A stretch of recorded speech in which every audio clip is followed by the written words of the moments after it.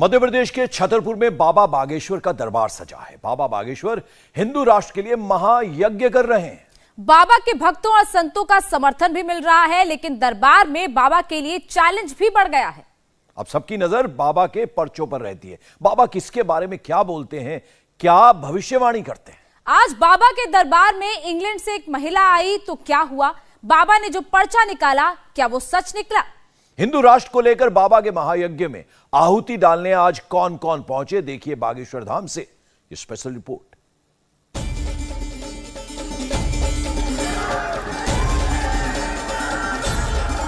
मुकेश नाम की अर्जी स्वीकार हुई है और लोकेश मुकेश नाम के कपड़े सिर पर बांधे होंगे, लाल तौलिया होगी, आ जावे।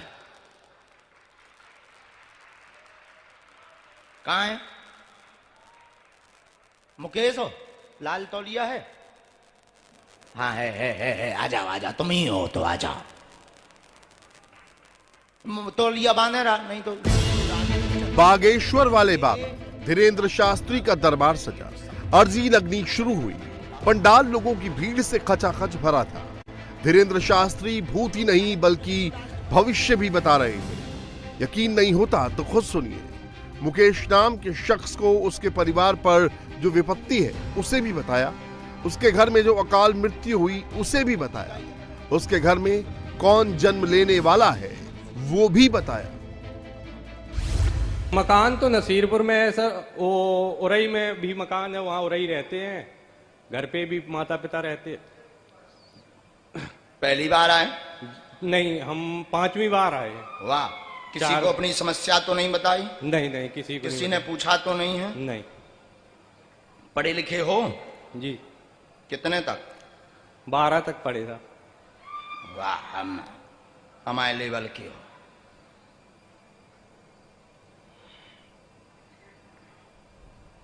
हमने लिख लिया। बोलो, क्या नाम है तुम्हारा? मुकेश। अच्छा, पिताजी का क्या नाम? श्री धर्म सिंह सर। पूछो। हमारे भाभी खत्म हो गई थी पहले, उनका कुछ पता नहीं चला क्यों खत्म हो गई, बच्चा होने को था। और इसके बाद भैया हमारे खत्म हो गए, अभी 4-5 महीने जैसे हो गए। और घर में उरई में मकान है जो उसमें समस्या बनी है। और क्या नाम, हमारे बच्चे मतलब बच्चा नहीं हो रहा है। यहाँ पर आपने कोई विषय बताए? नहीं, किसी को नहीं बताया। किसी ने पूछा आपसे? नहीं। पढ़िए। परेशान है, घर में बहुत उपद्रव मचा, 3 प्रश्न लेकर आए हैं। कृपा होगी, घर पर प्रश्न लेकर आए हैं। बढ़ोतरी होगी, संतान की अर्जी है। 3 अकाल मौतें घर पर हो गई हैं। 3 माइक नजदीक करिए। जी। ब्लड की दिक्कत के कारण व श्वास रुकने के कारण हुई है। घर पर तंत्र विद्या का प्रभाव है। भाई को हार्ट में दिक्कत बनी थी, जिस कारण से हार्ट समस्या से उनके भी प्राण निकले हैं। शरीर नीला पड़ गया था। आगे कोई अकाल मृत्यु नहीं होगी। 2026 9 नवंबर को पुत्र योग बनेगा। आशीर्वाद। जय गुरुदेव भगवान की जय। सत्य यही बोल रहा? जी। एकदम सही? एकदम सही बोला। कोई संदेह? नहीं। पहले से तो नहीं बताया? नहीं। बाबा धीरेन्द्र शास्त्री ने मुकेश को बता दिया कि 9 नवंबर 2026 को घर में बेटा पैदा होगा। बाबा की ये भविष्यवाणी, ये दावा कितना सच होगा, इसके लिए तो अभी मुकेश को इंतजार करना है। इन्हीं दावे और चमत्कारों की वजह से बाबा बागेश्वर धाम की महिमा धीरेन्द्र शास्त्री का नाम अब केवल मध्य प्रदेश तक सीमित नहीं है। देश के बाकी राज्यों से होते हुए अब ये विदेशों तक पहुंच गया है। बाबा धीरेन्द्र शास्त्री ने एक बार फिर पर्ची निकाली। पर्ची इस बार किसी गरीब दुखियारी की नहीं, बल्कि पढ़ी लिखी विदेश में रहने वाली महिला की निकली। ये पीली साड़ी वाली महिला वैसे तो जयपुर की रहने वाली है, लेकिन इंग्लैंड में रहती है। वहां से बाबा धीरेन्द्र शास्त्री से मिलने आई है और इनकी पर्ची निकल गई। कहां से आई? सीताराम गुरुजी। सीताराम। लंदन से। हैं? लंदन से। लंदन से? अच्छा, पहली बार आई हैं? जी। हिंदी तो आपकी बड़ी अच्छी है। गुरुजी। हम भी लंदन गए थे, हैरो वेम्बली। हाँ। वहां मिले थे? मैं जयपुर में थी उस वक्त, आप अच्छा। जब लंदन में थे। मेरी माँ गई थी। काया भैया शोर हो रहा, मैं लगाओ कहूं? अब कहते कूदिए ना, नेचे इकट्ठी नेचे इकट्ठी अर्जी लग जी है।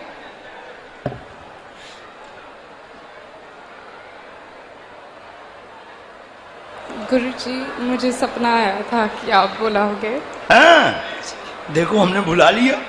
लाखों लोगों में, 2-3 लाख लोगों में तुम्हारी अर्जी लगी। बोलो सीताराम। लो, हमने लिखा, आप पूछो। आपको सब पता है। हाँ, पूछो क्या अर्जी। हाँ, रख लो, माइक रख लो, जल्दी बोलो लेकिन बेंच। और पूछो। दूसरा और बच्चों का। ठीक ठीक बहन जी, हमने इसमें 4 बातें लिखी। स्वास्थ्य ठीक माता पिता का रहेगा, परेशान ना हो, उन्हें दर्शन करवा दें। आपकी सिर में समस्या है, नस में तड़कन बनती है। अब हाँ ना तो बोल सकते। सिर में तड़कन है, नस में दिक्कत बनती है। डॉक्टर ने माइग्रेन नाम दिया है। डॉक्टर ने माइग्रेन नाम दिया है। सिर पे बोझ बन जाता, कोई काम नहीं कर पाती हैं। विगत 8 साल से परेशान है। संतति योग भी बनेगा। वाह, जीवन पर्यंत हमारी बहन बनी रहेंगी जो आपने अर्जी लगाई है, और छोटी बहन बनी रहेंगी। यही अर्जी थी। मैं राखी भी लेके आई हूँ। अच्छा, राखी भी लाई है। ले आओ, उठा के लाओ राखी। साधु जी। बाबा धीरेन्द्र शास्त्री ने जो पर्ची में लिखा था, महिला की परेशानी भी वही थी। उसके मन में भी वही सवाल थे जो वो इंग्लैंड से सोचकर चली थी, और बाबा ने अपनी पर्ची पर लिख दिया, फिर बता दिया।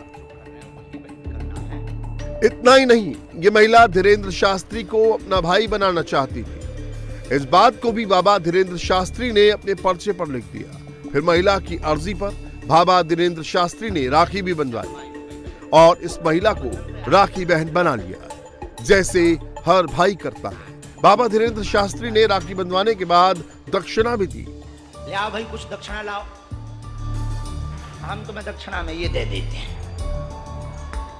ले और कुछ दक्षिणा भी लाओ। ये बाबा धीरेन्द्र शास्त्री के दावों और चमत्कारों पर लोग सवाल उठाते हैं, उन्हें परखने की कोशिश भी करते हैं। आज भी परखा गया, चुनौती दी गई। बाबा धीरेन्द्र शास्त्री ने उस चुनौती को स्वीकार भी किया। पहले पर्चा बनाया, 1 से लेकर 6 नंबर तक पर्चा लिखा, पर्चे को दिखाया। कितना नंबर है? 1 नंबर फाइनल। ये रख दें यहां। कितना नंबर है? 2। ये कितना नंबर है? 3। ये 4। ये 5 और ये 6। बाबा ने जब पर्चा बना लिया, दिखा लिया, साइड में पर्चा रख दिया, फिर चुनौती पूरे पंडाल में से या पंडाल के बाहर कहीं से भी किसी को भी लेकर आओ। जिसको लेकर आओगे, जो पर्चा 1 से 6 नंबर के बीच में जो भी पर्चा बोलेंगे, उसी पर्चे में उस शख्स के बारे में लिखा होगा। Cut to cut.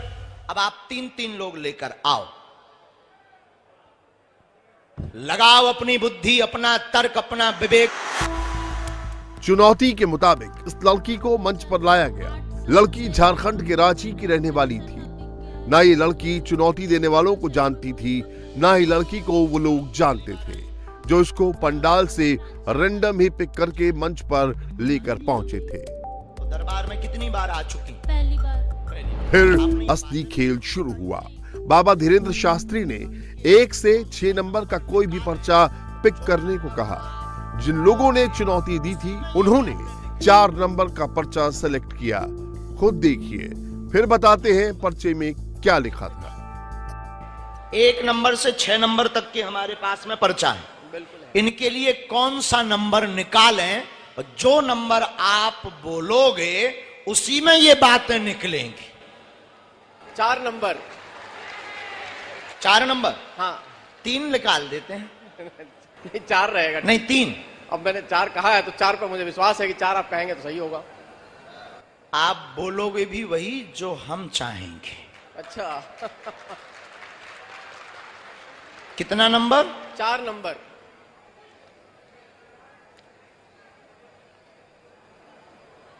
ये कितना नंबर है? 4 नंबर। बोलो बेटा। 4 नंबर। हाँ? 4 नंबर। पर्चा सेलेक्ट हो चुका था। पर्चे में बाबा ने पहले से ही अर्जी लगा दी थी। लड़की ने परेशानी बतानी शुरू की। फिर जब बाबा ने पर्चा खोला, पर्चे में जो बात लिखी थी उसे चमत्कार कहिए या दिव्य शक्ति या फिर कुछ और, ये आप पर निर्भर करता है। पापा का काम नहीं चल रहा है, 8 साल से काम नहीं चल रहा है, क्रेशर था बिक गया है और मम्मी का शरीर में बहुत दर्द रहता है, शुगर बीपी। आप पहली बार आई हैं? जी। कहाँ से आई? रांची, झारखंड। झारखंड। इनको जानती हैं आप? नहीं। तो दरबार में कितनी बार आ चुकी? पहली बार। पहली बार। आपने ये बातें पहले से बताई क्या? नहीं। अच्छा, अब आपको तो पत्रकार नोट आए थे। ठीक है, इन्होंने ये जो बात बोली है उसके आगे भी हो सकता है हमारे पर्चे में। ये कितना नंबर है? 4 नंबर। बोलो बेटा। 4 नंबर। हाँ? 4 नंबर।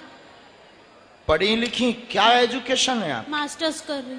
मास्टर्स कर रही हैं। आइए नजदीक।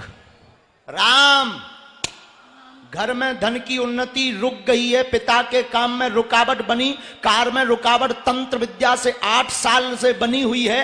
आपके पिताजी के काम को बांधा गया, पत्थर का काम था, मां के पैर व गांठों में गठिया बात हो गया है, शरीर में कंपन होता है, उनको भी आराम लगेगा, पिता का कर्जा दूर होगा।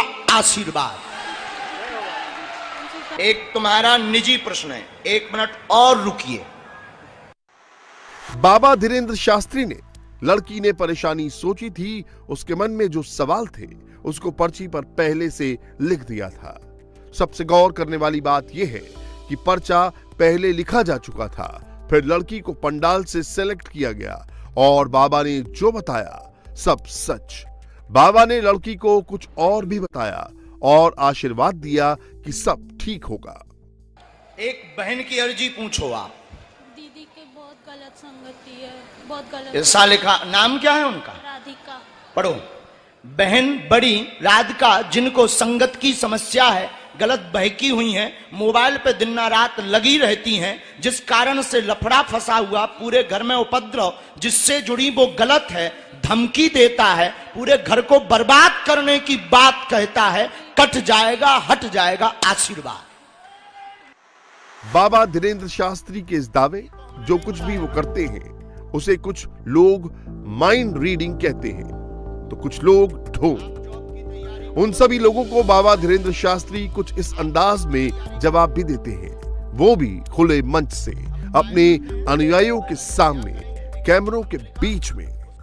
हम भैया दुआ और दवा दोनों के पक्षधर हैं, लेकिन जो कहते कि भगवान नहीं होते, दिव्य शक्तियां नहीं होती, ये माइंड रीडिंग है, एक ट्रिक है, विज्ञान है, उनकी ठटरी। और नजदीक आओ। बाबा बागेश्वर के धाम में आज पर्चियां निकाली जा रही थी। वो रैंडम थी। किसी भी पर्ची पर पहले धीरेंद्र शास्त्री लिख लेते थे, फिर नाम पुकारते थे, उसके बारे में पहले से ही बताते थे कि उसने क्या पहना है, कैसा दिख रहा है, और जब वो शख्स मंच पर पहुंचता था, अपनी परेशानी बताता था, तो पर्ची में ही वही लिखा होता था।